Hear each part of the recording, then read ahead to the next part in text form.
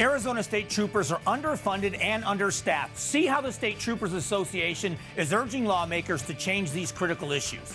Plus, President Trump's executive order to end birthright citizenship has made it all the way to the Supreme Court. How would the decision affect America? And how is the trade truce between the U.S. and China affecting Arizona commerce? It's all that and more this evening on Broomhead. Welcome, I'm Mike Broomhead. Before we jump into today's interviews, let's take a look at some of the top stories. I think the biggest story in Arizona, and maybe even nationwide, is the Department of Justice decision to withdraw their investigations in multiple cities across the country, including the Phoenix Police Department. Phoenix PD was being investigated, and the report took about 3 years. But in this report, they said there were 134 incidents where the Phoenix Police Department acted inappropriately, and it was a systemic behavioral problem within the agency that had to do with violence and racism.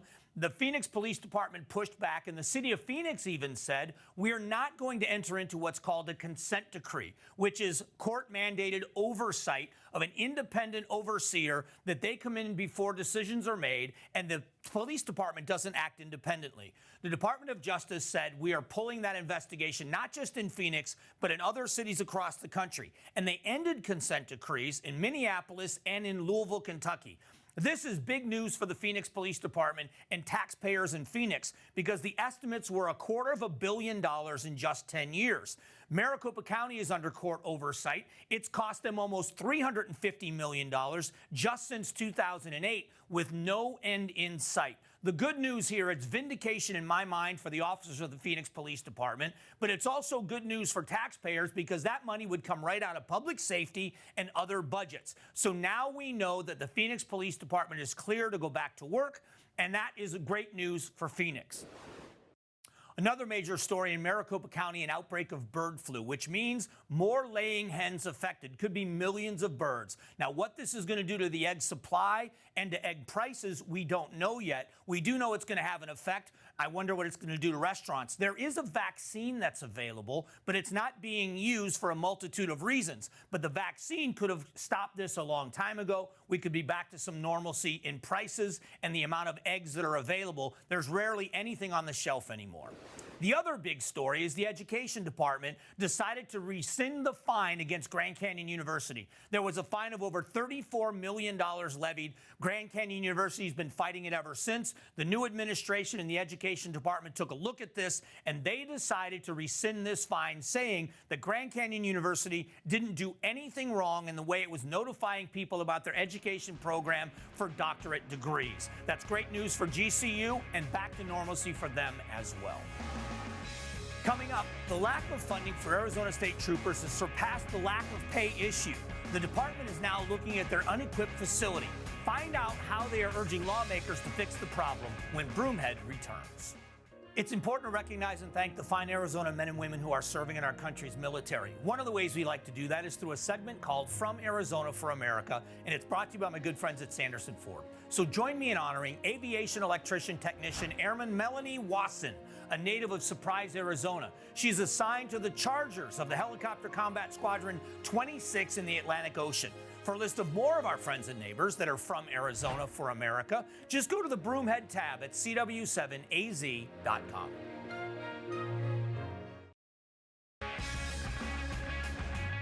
All right, the topic that I think is going to surprise you, and the video is even more surprising, and it has to do with policing in Arizona. Joining us is Jeffrey Hawkins. He's the president of the Arizona Troopers Association. I really appreciate you doing this. Thank you, Mike.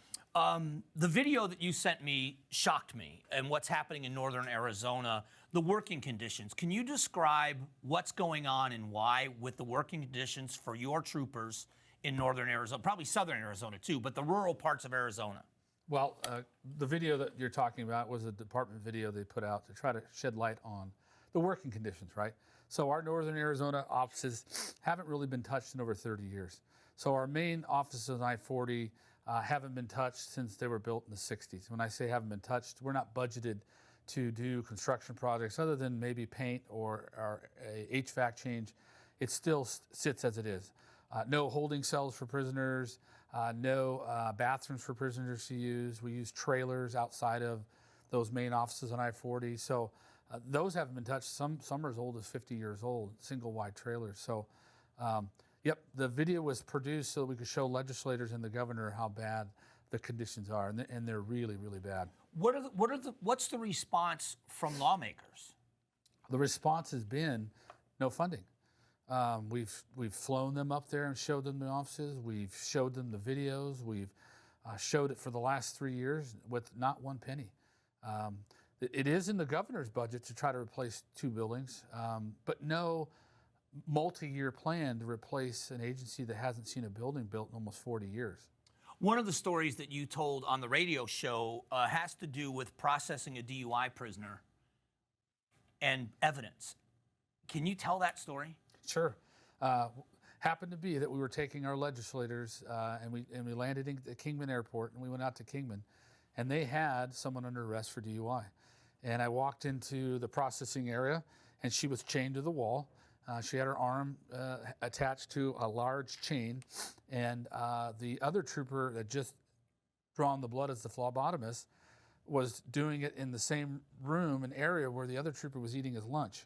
And they were But it's the kitchen. It is the kitchen, right? The kitchenette area is where they were processing them, because the office, or the original office, was not built to have a jail facility or a processing facility for suspects like that. So not an area where they could draw blood. So yeah, it was, and the legislators saw it and they thought, oh my goodness, one of them is a retired cop, Representative Kavanaugh, or Senator Kavanaugh now.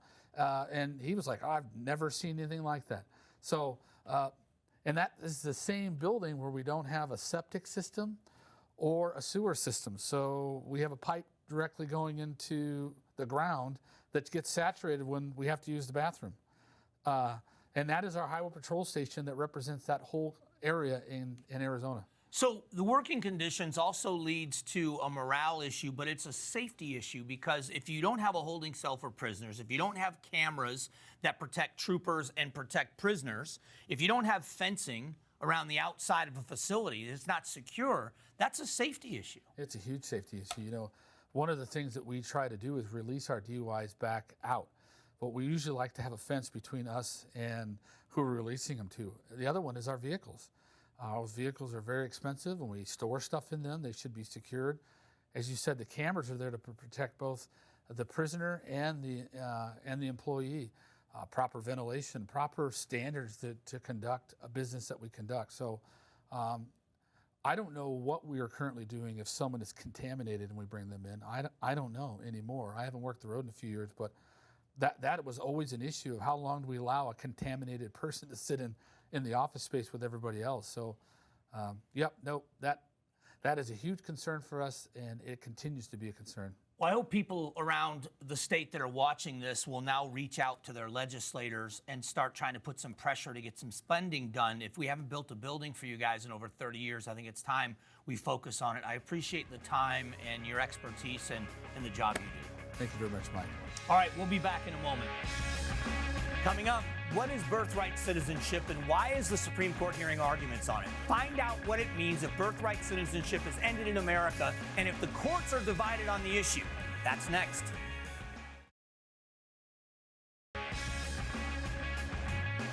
Welcome back. The conversation about birthright citizenship has made its way all the way to the Supreme Court.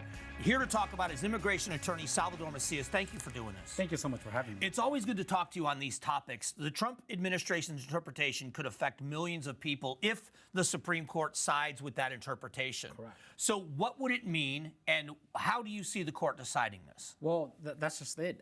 People assume that birthright citizenship is going to affect immigrants. Right. You know, it's really easy to be like, hey, it affects them, not me.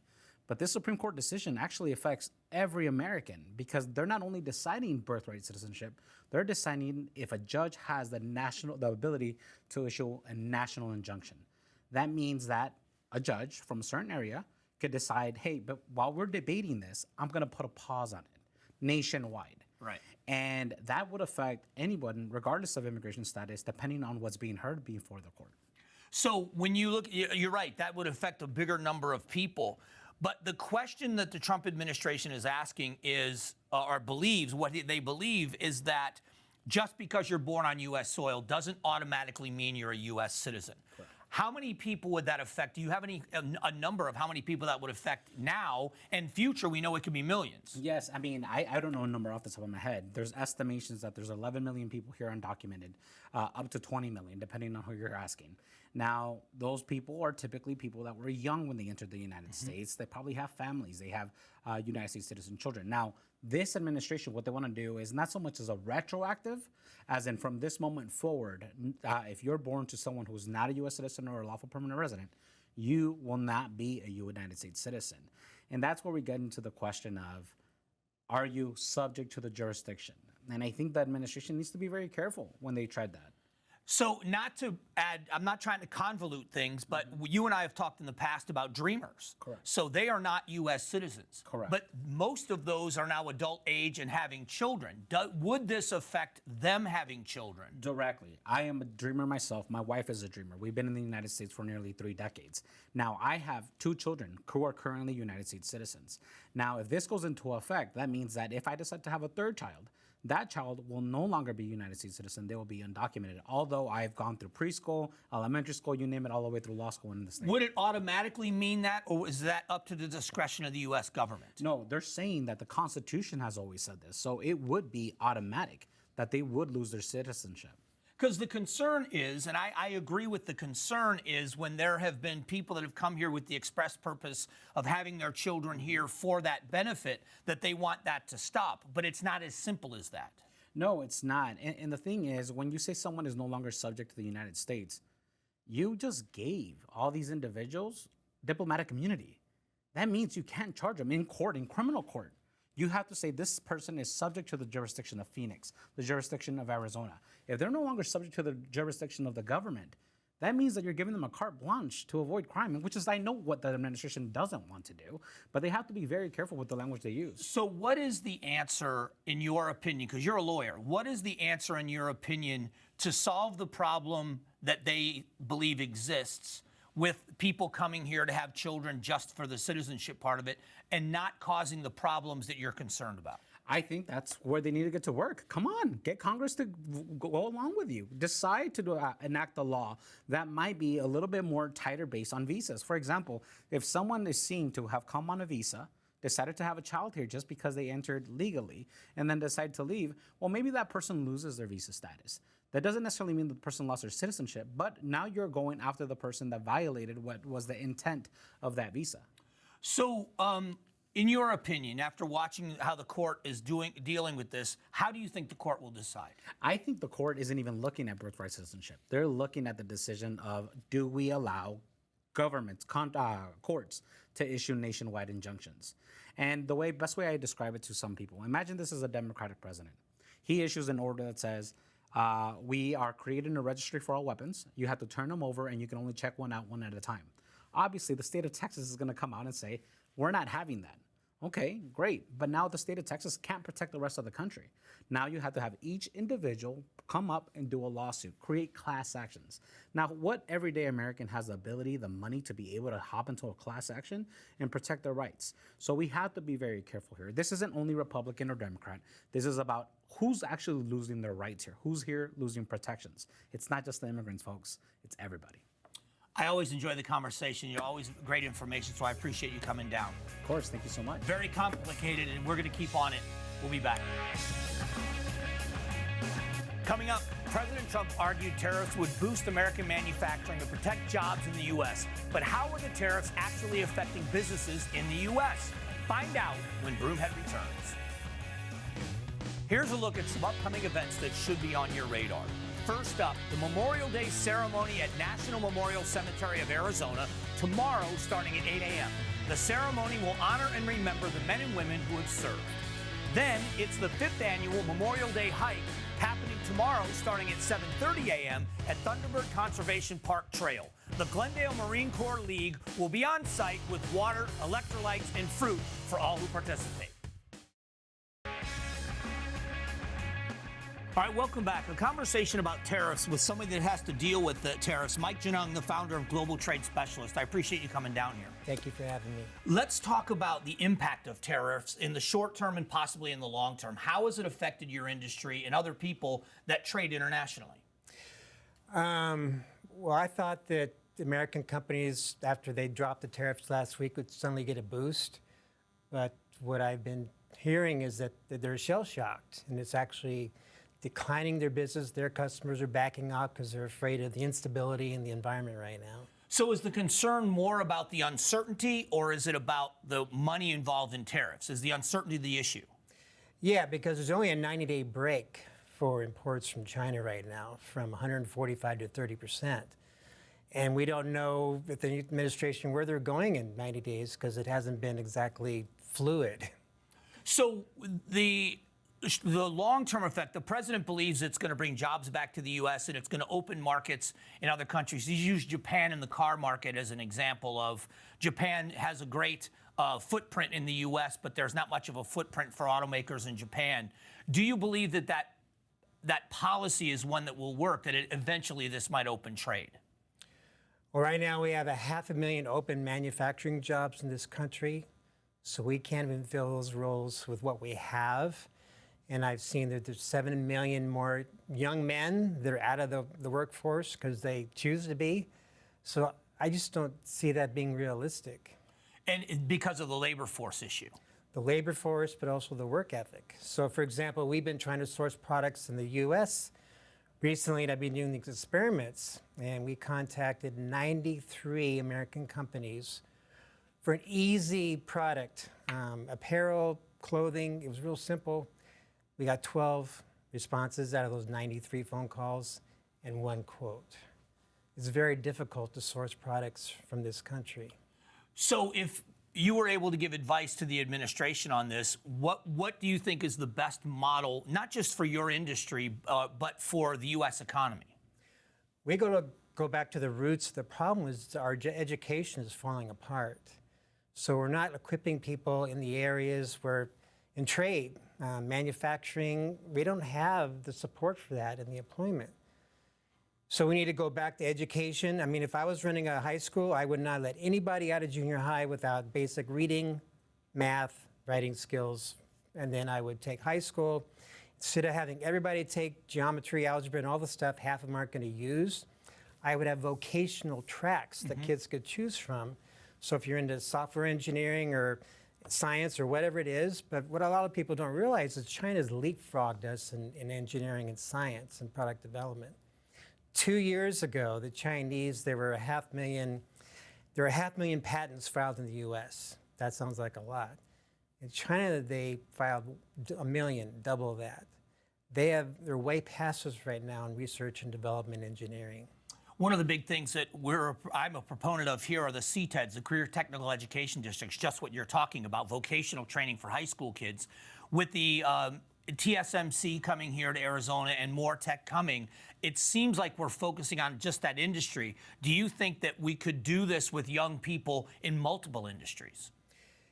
If we give them a reason and a purpose to do that, and we have to sell them on why they should do this. And I saw one survey recently that said that 60% of youth, when they were asked what they want to do, they want to be YouTuber influencer. Yeah.